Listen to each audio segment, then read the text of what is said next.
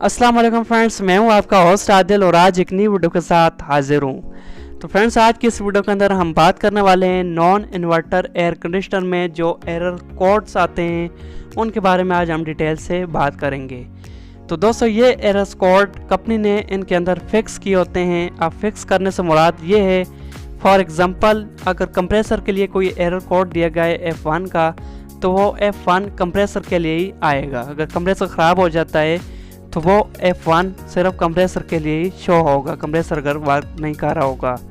तो इसलिए दोस्तों, ये इस वजह से मशहूर हैं। तो कंपनी ने इन एयर कंडीशनर में ये एरर कोड फिक्स किए होते हैं पहले से ही। तो चलिए दोस्तों, देखते हैं कि ये एरर कोड क्या हैं। तो दोस्तों, आज हम E4, E5, E6, F1, F2 और F3 के बारे में डिटेल से बात करेंगे। अगर ये आ जाएं तो इनमें क्या फॉल्ट हो सकता है, आपने किस तरह इन फॉल्ट्स को ख़त्म करना है। तो वीडियो को दोस्तों आपने एंड तक लाजमी देखना है ताकि दोस्तों आपको स्टेप बाय स्टेप हर चीज़ की समझ आ जाए। तो वीडियो स्टार्ट करने से पहले दोस्तों आपसे एक छोटी सी रिक्वेस्ट है, अगर आप चैनल पर न्यू हैं या इस वीडियो पर पहली बार आ रहे हैं तो इस वीडियो के नीचे आपको रेड कलर का सब्सक्राइब लिखा मिलेगा, आपने उस पर क्लिक कर देना है और साथ दोस्तों बेल आइकन भी होगा, आपने उसको भी प्रेस कर देना है ताकि मेरी जो भी दोस्तों न्यू वीडियो आएगी उसका नोटिफिकेशन आपको उसी वक्त मिल जाएगा। तो चलिए दोस्तों, आज की वीडियो को स्टार्ट करते हैं।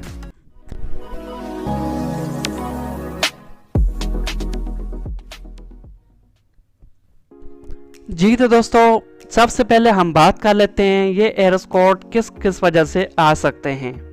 तो यहाँ पर दोस्तों नंबर 1 पे वायरिंग मिस्टेक। तो सबसे पहली वजह दोस्तों ये हो सकती है, अगर कोई वायरिंग में गलती हो चुकी है, वायरिंग गलत की गई है, तो तब भी ये एरर कोड आ जाते हैं।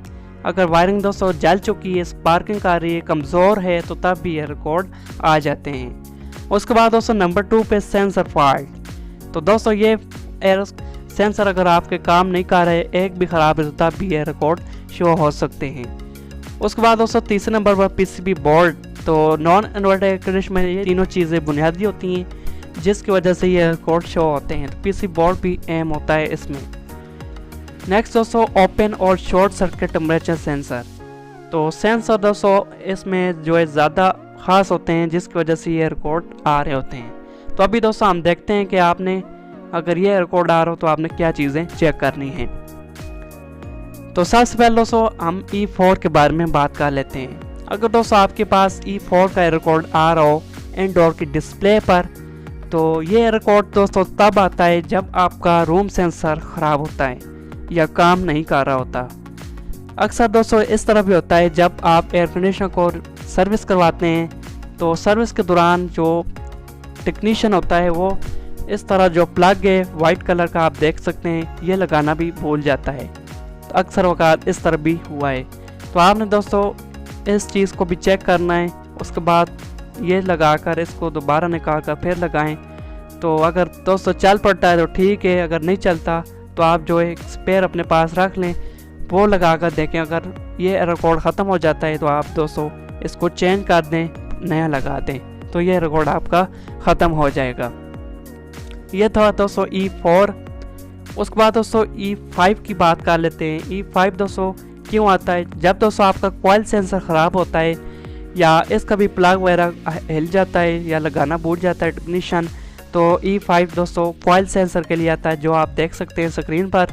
तो इस तरह ये सेंसर होता है। अगर ये दोस्तों इस कॉइल से बाहर आ जाए तो तब भी एरर कोड आ जाता है। तो आपने दोस्तों इस चीज़ को चेक करना है। उसके बाद दोस्तों बात कर लेते हैं E6 की। E6 दोस्तों तब आता है जब दोनों सेंसर काम नहीं कर रहे होते। दोनों सेंसर अगर दोस्तों एट अ टाइम काम नहीं कर रहे होंगे तो ये एरर कोड E6 का आपकी डिस्प्ले पर शो हो। एरर कोड दोस्तों आए तो आपने दोनों सेंसरों को चेक करना है, अगर वो क्यों नहीं काम कर रहे, अगर इनमें से कोई एक जल गया है या प्लग वगैरह निकला हुआ है तो आप उनको जो है रिपेयर करें। अगर रिपेयर करेंगे दोनों ओके हो जाएंगे तो ये एरर कोड आपका ख़त्म हो जाएगा। नेक्स्ट दोस्तों बात कर लेते हैं F1, F2 और F3 एरर कोड के बारे में।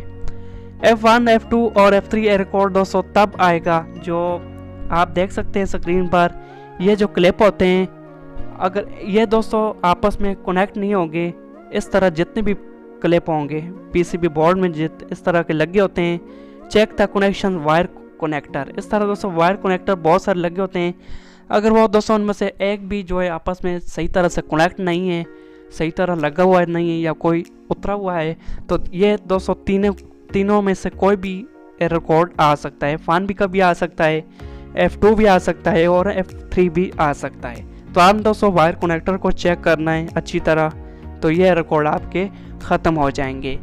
तो ये थे दोस्तों नॉन इन्वर्टर एयर कंडीशनर में आने वाले एरर कोड, जो कि मैंने आपके साथ A to Z एक्सप्लेन कर दिए। अगर दोस्तों कोई भी क्वेश्चन हो तो नीचे कमेंट ज़रूर करना है, ताकि दोस्तों मैं आपको उसका जवाब दे सकूं। तो उम्मीद करता हूं दोस्तों आज की वीडियो आपको पसंद आई होगी। वीडियो दोस्तों लाइक ज़रूर कीजिएगा, अपने दोस्तों के साथ ज़रूर शेयर किया करें ताकि उनको भी फ़ायदा हो जाए।